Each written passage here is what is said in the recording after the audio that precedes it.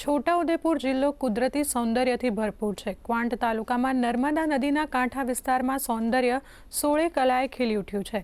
અહીં ગુજરાત ઉપરાંત મહારાષ્ટ્ર અને મધ્યપ્રદેશની પણ સરહદ આવેલી છે, ત્યારે ત્રિવેણી સંગમ સમાન અહીં તુરખેડા, ધારસીમેલ અને ખોખરામાં વહેતા ધોધનો નજારો જોવા માટે મોટી સંખ્યામાં પર્યટકો આવી રહ્યા છે।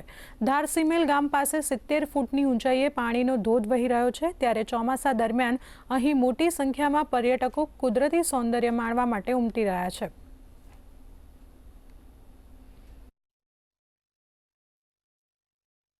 પ્રાકૃતિક સંપદાઓથી ભરપૂર એવા છોટાઉદેપુર જિલ્લાના નસવાડી તાલુકાના ધારસીમેલ ગામમાં જે 70 ફૂટની ઊંચાઈએથી જે ધોધ વહે છે એ ધોધ હાલ વહેતો થયો છે, જેને લઈને પ્રવાસીઓ જે છે પ્રવાસીઓ આ ધોધની મજા માણવા માટે દૂર દૂરથી આ ધારસીમેલ ગામે આવી રહ્યા છે। ત્યારે પ્રાકૃતિક સૌંદર્યથી ઝળહળી ઉઠેલા ધારસીમેલ ગામનો આ ધોધ સમગ્ર ગુજરાત રાજ્યમાં પ્રખ્યાત બન્યો છે। રાજેશ રાઠવા, દૂરદર્શન સમાચાર, છોટાઉદેપુર।